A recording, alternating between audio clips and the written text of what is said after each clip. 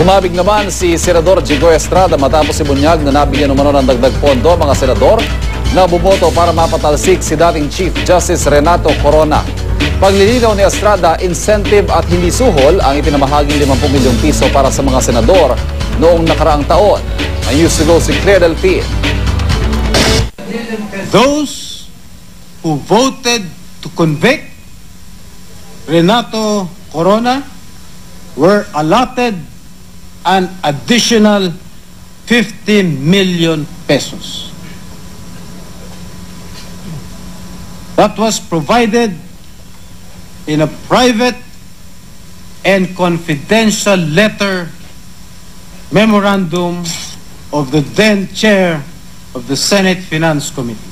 Ang ipinamahaging dagdag pondo para sa mga bumoto ng guilty sa impeachment trial ni dating Chief Justice Renato Corona, isa lang daw sa mga halimbawa para makontrol ng ehekutibo ang mga mambabatas ayon kay Senador Jinggoy Estrada. Nag-isa tuloy siya sa interpellation lalo't isa rin siya sa 20 senador na bumotong guilty si Corona.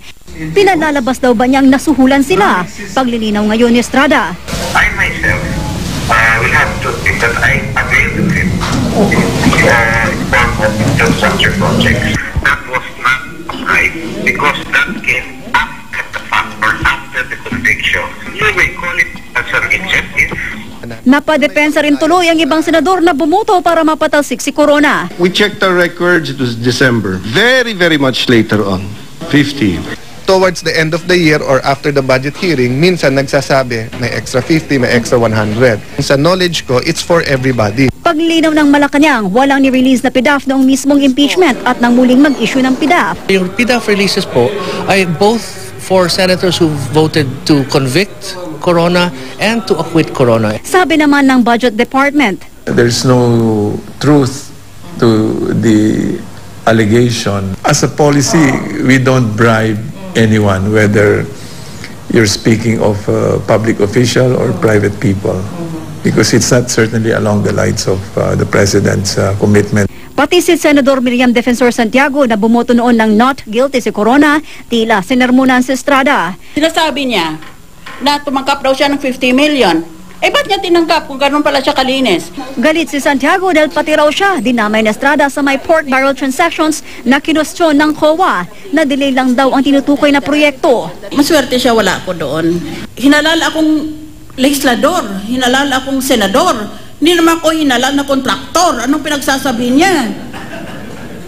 Ay, nung gusto niya, iikot pala ako sa buong archipelago. Titingnan ko lahat ng pako at mga martilyo na ginagamit doon. Si Senador Cynthia Villar naman ang nagtanggol sa pagbanggit ni Estrada sa asawang si dating Senador Manny Villar. Ano ba pakaalam ni Senator Villar doon kung hindi sumunod yung tresorero o yung mga nag-disperse doon sa mga gusto ng audit? Hindi naman trabaho ng senador ang mag-implement. It's the work of the government agency. Umalma rin ang Presidential Legislative Liaison Office o PLLO sa akusasyong nag-alok ito sa mga mambabatas ng SARO o pork barrel release para naman maisabatas ang sin tax at reproductive health. I think it's sour graping. It's so unfair. The President never did that. Sagot naman ni Interior Secretary Mar Rojas sa pahayag ni Estrada na tanging 5 million pesos lang ang na-audit sa kanyang pork barrel. Baka hindi siya makapaniwala. Kaming mga tunay na oposisyon, yan din lang ang nirelease ni GMA sa amin. Claire Delphin, GMA News.